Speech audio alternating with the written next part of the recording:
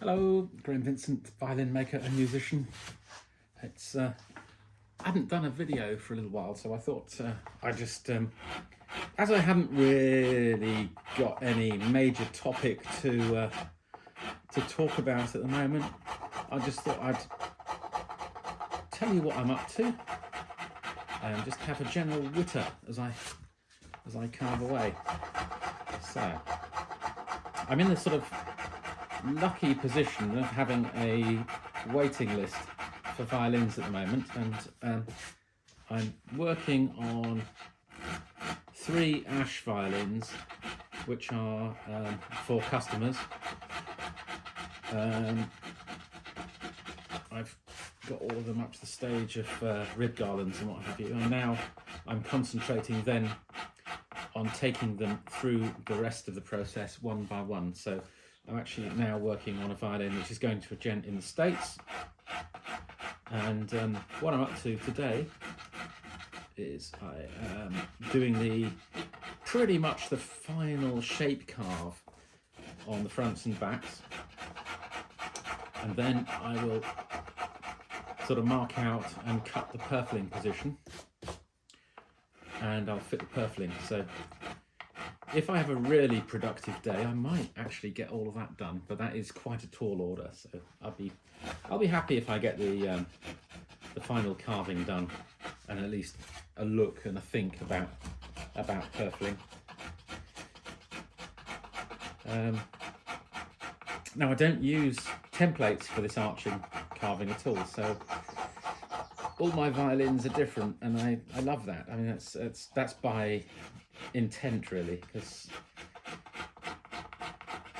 I mean there are so many different shapes of arching that you see on equally wonderful violins. I mean, I suppose if you had to generalize, you'd sort of say that the latest Stradivariuses are quite flat, German violins are quite pronounced.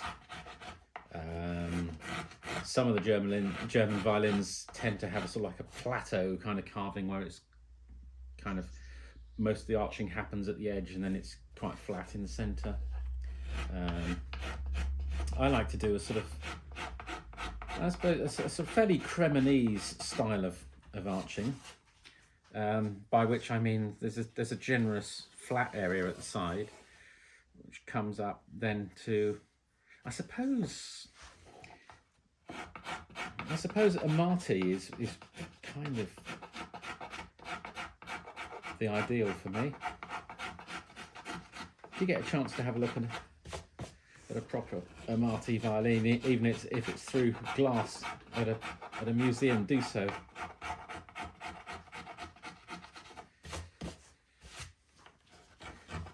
But my point being that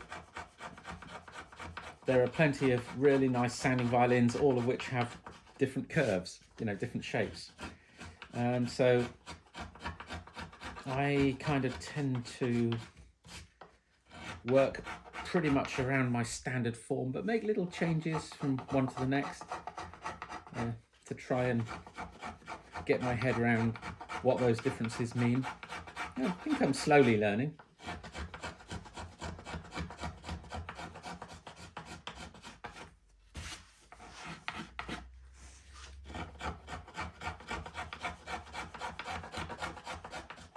Just using a little plane that I made myself many years ago, a little African blackwood thing with a bit of hacksaw blade. It's still the best thumb plane I've got in terms of how well it works and what a lovely size it is. The ergonomics of it are really nice.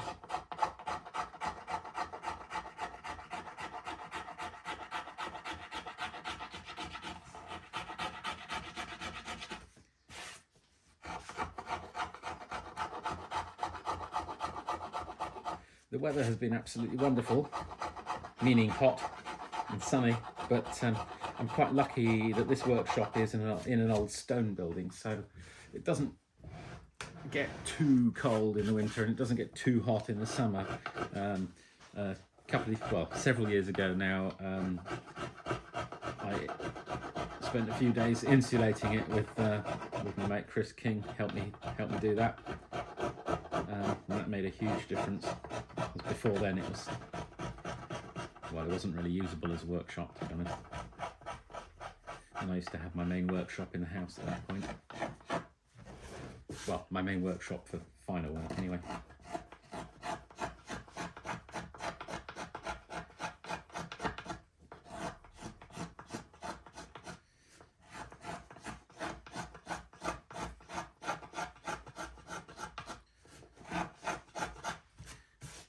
So because I work without templates, I sort of spend my time gauging things as I go. I tend to make sure fairly early on that I've got a nice rock from front to back. So a lot of the curve happening about here and a bit more of a shallow curve there, a bit more of a curve just here. But on the front especially, you've got to remember that there's all sorts of other things going on as well. After you've got most of this curve in place, you're going to put F-holes in, which change how it all looks. And don't forget, you've got this bit up here is going to be covered up by fingerboard. So I tend to try and have a lot of the movement in these two upper corners here and here, because if you have all the curve, so to speak, underneath the fingerboard, then you're not going to see it. Does that make sense? I hope so. So I do, as well as trying to get a shape which I believe is going to be satisfactory and pleasing in terms of sound production. I do actually, definitely keep in mind how it's going to look, and because I know I've said this before and it might seem a little bit strange, but I think the appeal of one of the things that's really important in violin making is making a violin that people will fall in love with. And it's not just the sound, it's not just how easily it plays, how responsive it is, although those things are really important, but it's also just whether they like the look of it and whether it's visually interesting and exciting.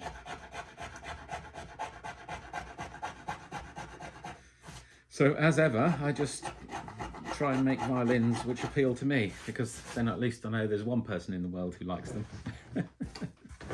And it seems to be working so far.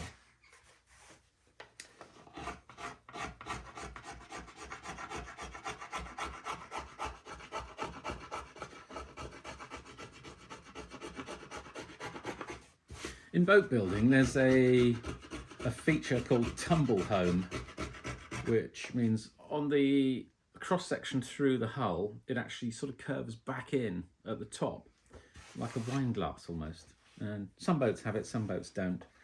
A lot of fiberglass boats don't have it because it made mould building much more complex in terms of being able to remove the hull from the mould, because it's sort of trapped on there by virtue of the shape. The reason I mention it is because I like this section here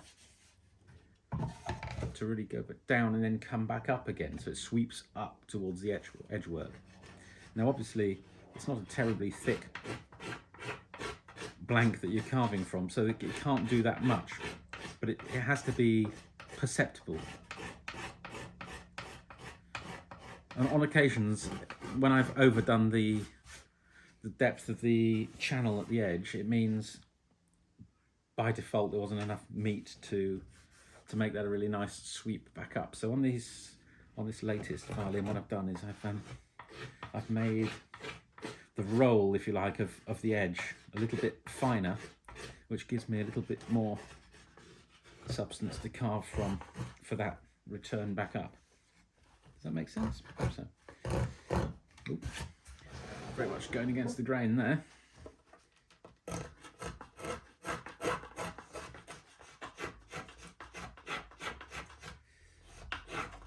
I've just finished recording my radio show, which will be going out on Folk Friday Radio at 9 PM British time, so to speak, 9 PM this coming Tuesday. So it's always the first Tuesday in the month. If I remember, I'll put a link to it below, but in the description, but I'll probably forget that, being honest. But it's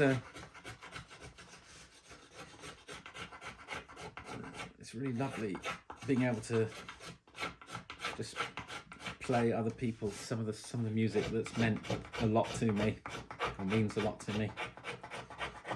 It's my birthday coming up soon. I'm going to be 60, and I think that's probably no surprise to all you people out there who watch these videos with this wizened old man.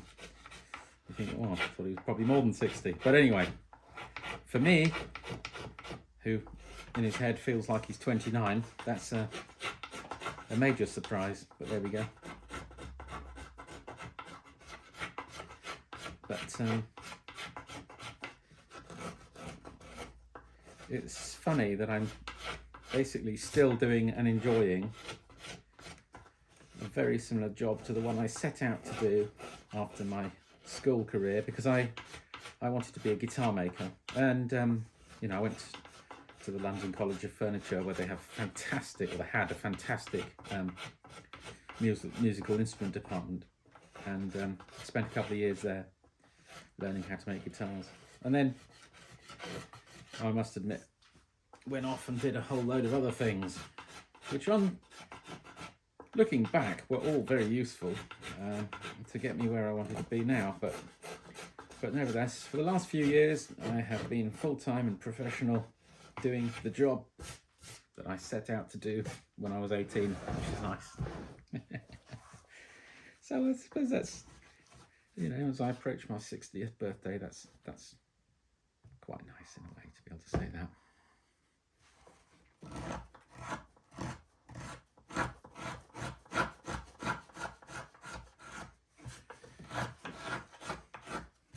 And I suppose I still enjoy making instruments because I still feel there's so much to learn. I was experimenting.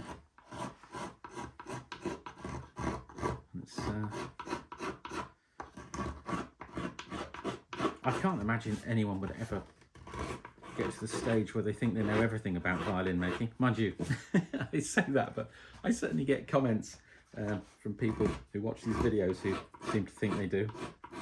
I never know quite what experience they do or don't have. It could well be that some of them really do know far more about violin making than me. Absolutely. I'm perfectly willing to believe that. But I do also think that this isn't an exact science, and what I may believe to be right or wrong may just seem like a nonsense to other people.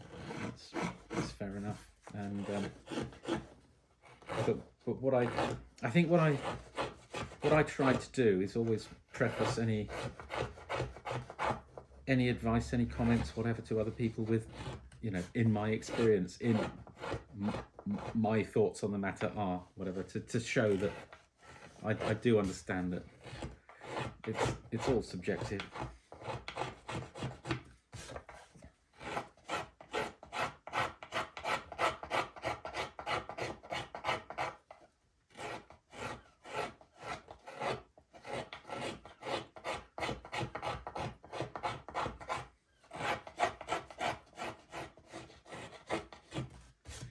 I don't know how much time I should record on this today. I don't know if people settle in and just like the sound of people working away, or the itching to get on and watch something else. So if you are, feel free to move on now, because there's going to be, what you've seen so far is basically what's going to carry on for the remainder, which is me just slowly working away and waffling away, talking a load of...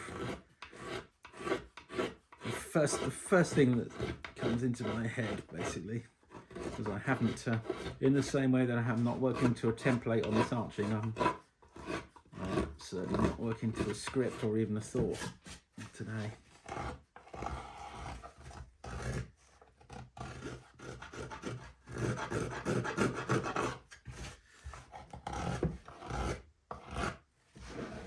I bought some wood to make some bows. I'm really looking forward to it, but I think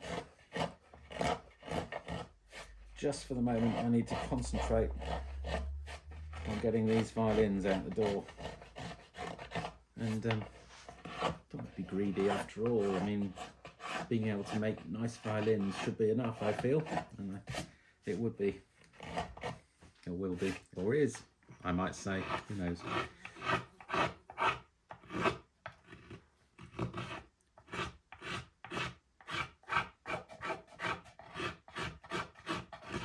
If anyone does listen to the radio show, I mean, I'm really keen to have any suggestions for fiddle players, particularly upcoming, underexposed, if you like, fiddle players and fiddle-based music, which you think would go on a folk fiddle show. Yeah, be very interested in having any suggestions that you may have on that one.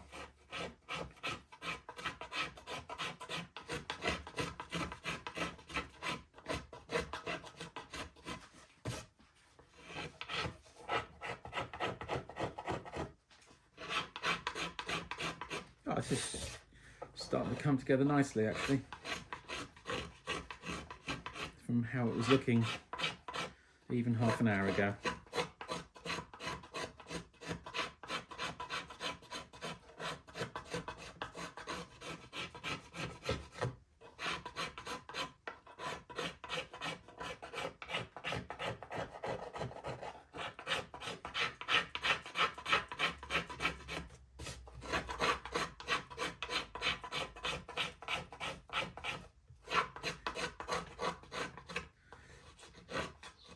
Anyway, being English, and I know it's a bit of a stereotype, but I know the English are supposed to drink a lot of tea. I'm actually thinking I might go make myself a cup of tea. So I think that's exactly what I'm going to do. So I'm going to sign off and go make myself a cuppa. Then I shall come back and carry on with this. So that's it all for now. Okay, look after yourselves. Cheers, folks. Bye.